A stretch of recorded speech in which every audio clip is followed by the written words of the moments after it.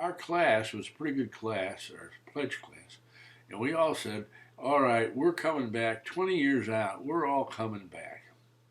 So this is a story about us coming back 20 years out, and that would be in 1980.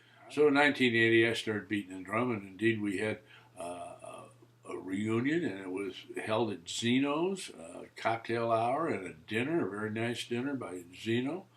And none of us had seen the new fraternity house that Leroy Thompson and Pete Hansen had put together. And so after dinner, the deal was we're going to the fraternity house and see the new house. Well, we went in there and it was party weekend. It was bedlam, absolute bedlam. We walked down the steps to the basement where this party was roaring. I mean, loud music, people jammed together. I got to the bottom of the steps. I think Charlie Blake was a little ahead of me. And we looked at one another. We didn't say anything. We simply turned and went back up the steps, out the door, and walked to Beartracks. So Charlie and I walk into Beartracks, walk up the steps. You know, we don't know anybody. We've been gone 20 years. Get a couple beers from the guy at the bar, and we go sit at the table to the left of the steps coming up where we kind of usually did. And pretty soon, here comes Billy Byrne and Connie and Lothridge and Joyce. And the guys are coming up the stairs, and we're building a table. And here they come, just like the old days, up the steps, and presently, we had a table of about 10 going. Presently, up comes Beartracks and Daisy.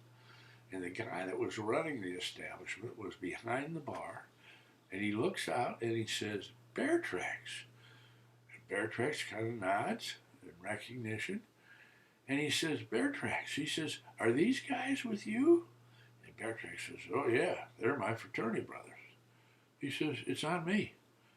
He bought the table the rest of the night. And I didn't know then, but I've learned since, Beartracks and Daisy hadn't been in there since they left. So how many guys that you know can walk into a tavern 20 years absent, be recognized, and have the present owner buy not only his beer, but the beer for everybody who was sitting at that table?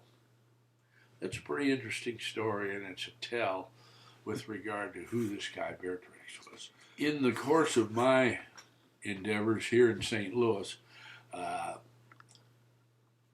got invited to something I call the Franciscan Shakedown. It's a party around Christmas time put on by the Franciscan nuns. And I'm getting shakedown pretty good by the Franciscans. Well, I meet this young nun, Renita Brummer.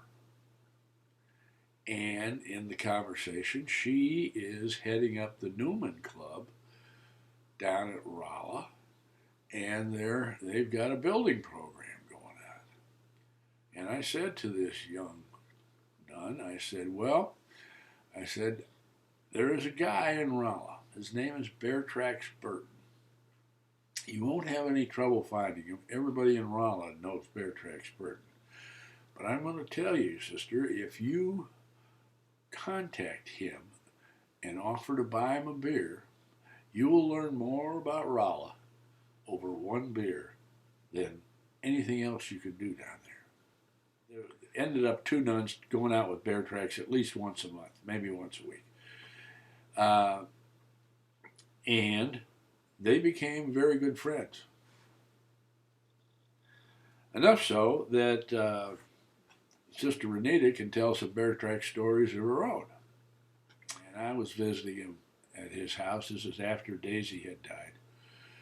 And he's saying, Mike, look at me now. He says, at this stage in life, he says, my best friend is a nun. From Sister Renita to the men of Sigma Phi Epsilon. I shall forever be grateful to you for connecting me to Beartracks. I was particularly remembering a visit Sister Ellen and I had with Beartracks at his home on a very hot afternoon in the midst of a major tornado warnings for Phelps County. Despite the warnings, he insisted that we come. So, with the TV blaring "Take Shelter" messages, we were drinking extra-sized cans of beer. He insisted that we have one more, but we declined. After the storm subsided, he took us for a drive to see a very special Shriner's Temple out in the country. We drove and drove, and he could not find it, so we returned to Rolla. What an afternoon that was. I called to thank him the next day, and he told me he enjoyed it too, and that he had 2 more beers that evening, and then promptly fell in the kitchen, hit his head, and had to get 6 stitches. He was a dear, dear man, and I was blessed to be at his funeral.